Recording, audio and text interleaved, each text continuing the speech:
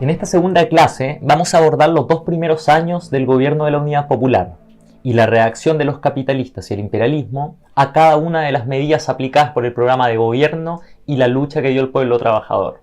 Veremos cuáles fueron las respuestas de Salvador Allende y analizaremos cómo desde los trabajadores, los sectores populares y campesinos se inicia un proceso de movilizaciones con tomas de empresas y tierras en respuesta a la resistencia de los grandes empresarios y terratenientes y en exigencia al gobierno para que mantuviera y profundizara su programa. La elección del 4 de septiembre de 1970 fue un terremoto político y social en el país y sorprendió a todas las clases sociales. En las fábricas y lugares de trabajo, en las calles y poblaciones, en los cuarteles, las tropas y suboficiales celebraron el triunfo de Allende. Decenas de miles esa noche se volcaron a celebrar en las calles. Mientras tanto, en los círculos empresariales, en el barrio alto, en los partidos políticos de la derecha y el centro, en la oficialidad de las Fuerzas Armadas, reinaba la furia, el enojo y el nerviosismo. Allende, para poder ser nombrado como presidente de la República, requería de la ratificación del Congreso Pleno. Este mecanismo estaba fijado por la Constitución política vigente de 1925 y señalaba que si ninguno de los candidatos obtenía la mayoría absoluta, el 50% más 1, sería el Congreso quien debía ratificar al presidente. La derecha rápidamente buscó un plan para impedir la proclamación de Allende por el Congreso y su asunción como presidente. El empresario Austin Edwards, dueño del golpista El Mercurio, viajó al día siguiente del resultado electoral a Estados Unidos para reunirse con Henry Kissinger, consejero de Seguridad Nacional del presidente Richard Nixon, para buscar impedir la proclamación de Allende. No solo buscaron planes golpistas, sino que se fijaron como meta, en caso que Allende asuma, hacer chillar la economía. Se trataba de 2 planes de golpe, uno militar y uno constitucional, conocidos como los Track 1 y Track 2. El primer plan desarrollado consistía en un golpe por la vía institucional, convencer a la democracia cristiana y sus parlamentarios para votar por Jorge Alessandri, que había obtenido la segunda mayoría, para luego que éste renunciara, convocar a nuevas elecciones, donde demócratas cristianos y el Partido Nacional apoyarían una nueva candidatura de Eduardo Frei Montalva.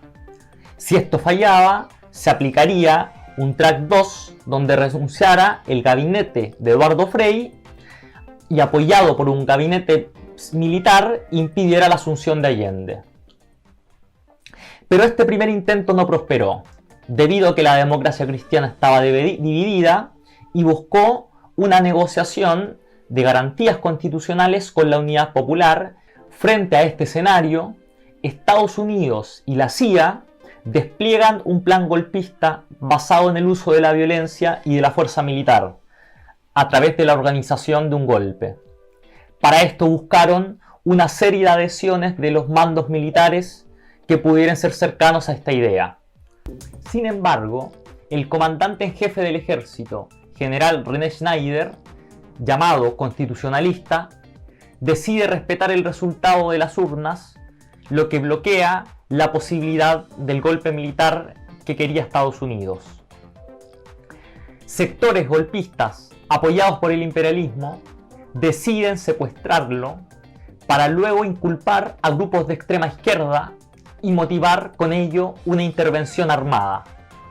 El intento de secuestro estuvo organizado por Patria y Libertad y por 2 grupos de militares dirigidos por Camilo Valenzuela y por el mismísimo Roberto Viaux. Y convinimos en que esto no era posible. No era posible entregar a un país libre como Chile bajo la dependencia de una potencia extranjera, de un imperialismo extranjero como es el imperialismo soviético, y a arrojar a nuestro pueblo en una esclavitud como es la que representa el comunismo internacional. En vista de esto, decidimos dar un golpe de Estado para que una junta militar presidida por el comandante en jefe de la Armada gobernara el país durante cierto lapso, 1 o 2 años, con el objeto de poner orden y tranquilidad en el país para volver entonces a un régimen normal de acuerdo con la forma de pensar y la forma de ser del pueblo chileno. Es así como se llegó a la conclusión de que había la necesidad de dar este golpe de Estado en los últimos días del gobierno del señor Frei. Para esto, los jefes militares concluyeron de que era indispensable que el señor comandante en jefe del ejército de ese entonces, el general Schneider, fuera retenido durante 48 horas, con el objeto de permitir de que este golpe pudiera realizarse.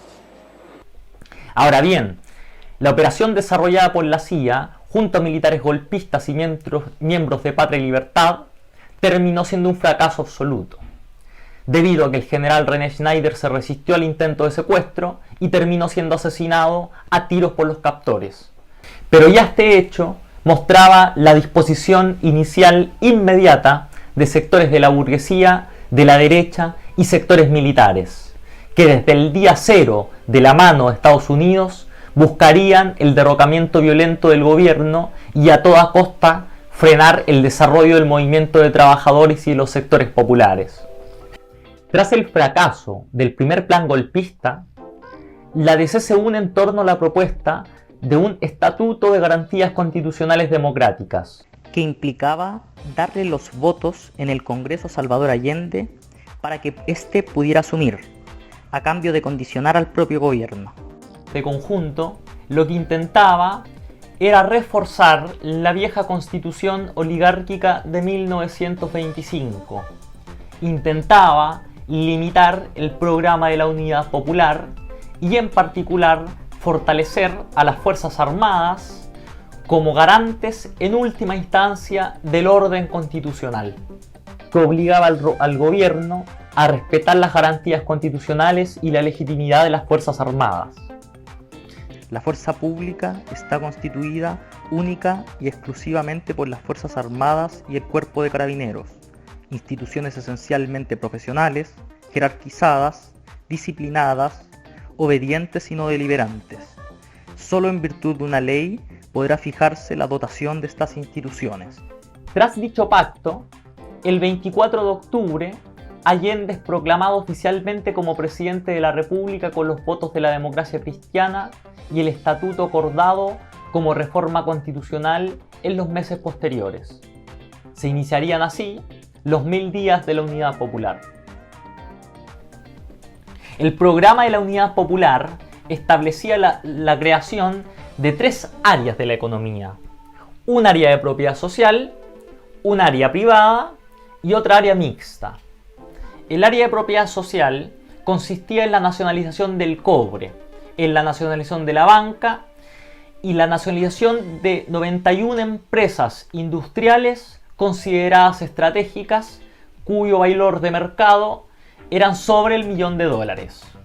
2 semanas después de la asunción de Allende, en noviembre de 1970, estalla una enorme rebelión en el sur de Chile, en la localidad de Panguipulli, en la región que actualmente es de Los Ríos.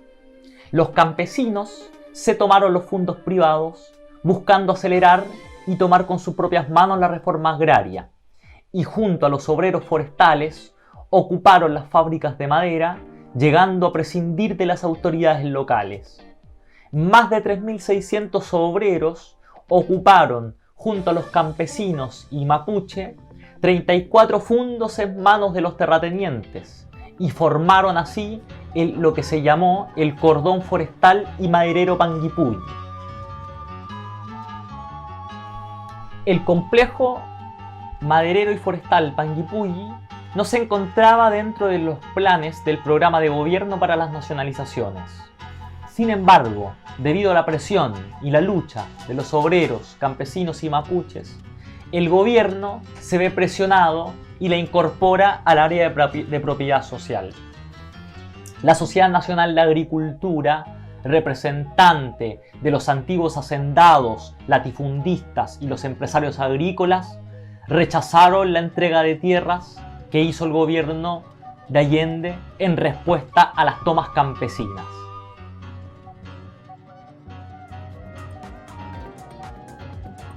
En el caso de los trabajadores, avanzan a exigir la nacionalización de las empresas no consideradas estratégicas, exigiendo su paso al área de propiedad social. El ejemplo más destacado es el de las empresas textiles, como fue Yarur Machaza. El litigio legal del dueño, que monopolizaba el 70% de la producción total de textiles en Chile, había buscado retrasar la nacionalización. La fábrica amanece el 26 de abril de 1971 ocupada por sus trabajadores, y en su entrada colgaba un lienzo que decía: Yarur, territorio libre de explotación. ¿Estaban divididos los trabajadores? Ellos los dividían a nosotros en colorado y amarillo. El año 62, no sé si son 1.200 o 2.000 compañeros que despidieron la huelga de 62. Yarur tiene todas las características de una gran empresa monopólica, con los abusos que se han registrado en esa empresa durante mucho tiempo, con los trabajadores de la empresa, con los consumidores, con un gran número de pequeños y medianos productores, medianos industriales que dependen del abastecimiento de materias primas de Yarur, etc. De manera que en primer lugar hay detrás de esto una decisión política consagrada en el programa de la Unidad Popular de que empresas como esas que tienen esa característica de control monopólico sobre un sector importante de la economía nacional pasen a formar parte del área de propiedad social. Como explicamos en la primera clase, el gobierno de la Unidad Popular buscaba alcanzar el socialismo por la vía pacífica como forma de superar la desigualdad social y la dependencia económica del imperialismo norteamericano. Su programa, basado en nacionalizaciones de la minería, de la banca y sectores de la industria, sería aplicado por medio de la institucionalidad. A fines de 1971, Allende volvía a insistir sobre este punto. De una revolución que tiene que hacerse dentro de la democracia burguesa y con los cauces legales de esa democracia. Sin embargo, tú sabes perfectamente bien que hemos avanzado. Obstáculos. ¿Nacen de qué? En primer lugar, de una oligarquía con bastante experiencia, inteligente, que defiende muy bien sus intereses y que tiene el respaldo del imperialismo. Dentro del marco de una institucionalidad en donde el Congreso tiene peso y atribuciones y en donde el gobierno no tiene mayoría. De allí entonces que las dificultades sean bastante serias y hacen que el proceso revolucionario chileno, dentro de los marcos de esta legalidad, encuentre, ¿no?, cada día y en cada momento obstáculos para el avance del cumplimiento del programa de Unidad Popular. Así, el 1 de diciembre de 1971 se inicia una nueva fase con la ofensiva burguesa y de la derecha que organizan la primera protesta callejera contra el gobierno de la Unidad Popular. Se llamó la Marcha de las Cacerolas Vacías, que agrupó a mujeres del barrio alto y de la gran burguesía, a mujeres de clase media y a empleadas públicas. En enero de 1972 se realizan unas elecciones complementarias donde se une la Democracia Cristiana y el Partido Nacional, derrotando a la Unidad Popular en las provincias de O'Higgins, Colchagua y Linares. En el Congreso de Larrañán, realizado en febrero, y en el cónclave de Locurro, realizado en junio de 1972, las principales resoluciones de la Unidad Popular fueron en el sentido de lo que se llamó el consolidar para avanzar, en contraposición a la línea del avanzar sin transar que empezaban a defender los sectores de izquierda de la Unidad Popular junto al movimiento de izquierda revolucionaria. Para Salvador Allende y el Partido Comunista, la línea del consolidar para avanzar se trataba de un intento de ganar acuerdos con la Democracia Cristiana, limitando el programa de gobierno para ganarse a las clases medias que se iban distanciando del gobierno en el marco que se profundizaba la crisis económica, había desabastecimiento, bloqueo y mercado negro. El escenario económico se empezaba a complicar. Sin embargo, por abajo seguía el proceso revolucionario de los obreros. Ejemplo de esto es el nacimiento del primer cordón industrial, en este caso en la comuna de Cerrillos, Maipú. Este cordón aglutinó a un total de 14 fábricas y nace como resultado de la coordinación de los trabajadores de 3 huelgas que protagonizaban y que tenían como principal demanda la nacionalización de dichas fábricas y el traspaso al área de propiedad social. No solo se coordinaron entre los obreros, sino que establecieron estrechas relaciones con el movimiento de pobladores y con los campesinos del sector. A su vez, exigieron a Allende el cierre del Parlamento, que empezaba a bloquear todas las iniciativas del programa de gobierno, y a su vez exigían instaurar el control obrero de la producción. En el marco de una creciente crisis económica, de un bloqueo criminal, desabastecimiento, inflación, falta de repuestos y mercado negro, mientras los obreros campesinos y mapuches protagonizaban ocupación de fábricas, tomas de fundos y corridas de cerco, la derecha, los gremios empresariales y los gremios profesionales empiezan a desarrollar su línea de combate en las calles contra los obreros campesinos mapuches y contra el gobierno. En el año 1972 se consolidan las relaciones regulares entre los grandes empresarios y los militares golpistas, especialmente la alta oficialidad de la Armada. En agosto se crea la coalición llamada Confederación Democrática, que incluye al Partido Nacional y a la Democracia Cristiana. Así, agudizan la línea de desestabilización, de paros patronales de los comerciantes minoristas y los empresarios del transporte. Proliferan los atentados del grupo de extrema derecha Patria y Libertad. Y en el Parlamento, la oposición ensayó, ahora bajo la forma de la Confederación Democrática, una línea de bloqueo y de acusaciones constitucionales para voltear a los ministros del gabinete. La derecha y la burguesía llaman a la resistencia civil contra el gobierno. Y es así como en agosto de 1972 escalan y cierran el comercio y desarrollan el lockout patronal en 125.000 establecimientos del comercio minorista en todo el país. Mientras sucedía este primer paro patronal, las brigadas fascistas de Patria y Libertad y del comando Rolando Matus del Partido Nacional realizan barricadas y atentados casi diarios a distintas industrias del país. Así llegamos a octubre de 1972, en la acción golpista conocida como la insurrección de la burguesía por la famosa y conocida obra de Patricio Guzmán, La Batalla de Chile. En octubre, el gremio de los camioneros, controlados por empresarios privados, desarrollaron un enorme paro patronal contra el gobierno y tejieron alianzas con los distintos gremios empresariales medianos y grandes.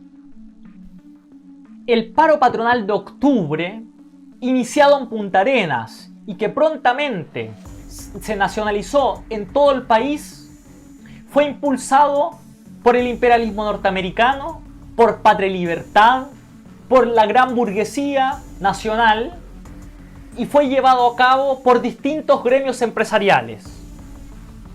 Incluyó los cortes de luz, bloqueos de los caminos en lugares estratégicos para provocar el desabastecimiento nacional, un cierre de los locales comerciales y un intento de cierre de los gremios empresariales o huelgas como los médicos. Asimismo, los grandes industriales del país hicieron un lockout cerrando las fábricas y llamando a no asistir al trabajo.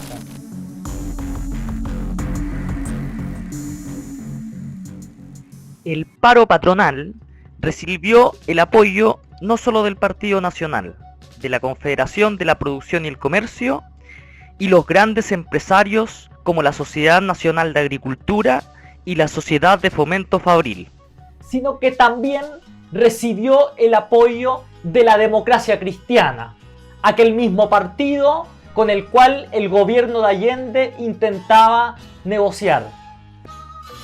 En este marco de una enorme ofensiva de las clases dominantes, utilizando la acción callejera insurreccional, el gobierno de Allende responde recurriendo al estado de sitio y formando el gabinete cívico-militar en noviembre. El general Carlos Prats asumió como ministro del Interior. El contraalmirante Ismael Huerta asumió como ministro de Obras Públicas y Transportes. El dirigente de la CUT, Luis Figueroa, tomó a su cargo el Ministerio del Trabajo, además de otros militares y militantes de la Unidad Popular que asumieron cargos. Luego de la formación de este gabinete, se realizó una tregua momentánea con la Democracia Cristiana y con las fuerzas de patronales de la derecha y el imperialismo. Pero lo que realmente impidió que el paro patronal triunfara fue la respuesta que dio la clase trabajadora. Para resistir al lockout patronal, trabajadores y trabajadoras se tomaron más de 500 fábricas en todo el país, organizaron el transporte público y se coordinaron con los pobladores de las juntas de abastecimiento y precios para enfrentar el acaparamiento y el mercado negro y así garantizar el abastecimiento en las poblaciones. Fue al fragor de esta lucha de resistencia contra el paro patronal que surgieron en todo el país los cordones industriales, organismos de coordinación de trabajadores en distintas zonas geográficas, que mostraron la enorme fuerza y capacidad de lucha de la clase obrera frente a los embates de los capitalistas y de sus fuerzas políticas. Es esta grave agudización de la lucha de clases la que hizo aparecer el fantasma de la guerra civil que la unidad popular querrá evitar a toda costa. Para profundizar la reflexión, te invitamos a desarrollar las siguientes preguntas. ¿Cuál fue la actitud de Salvador Allende y la Unidad Popular ante la ofensiva y la reacción de los capitalistas y del imperialismo? ¿Por qué se desarrolla un proceso de luchas y autoorganización durante este tiempo de la Unidad Popular?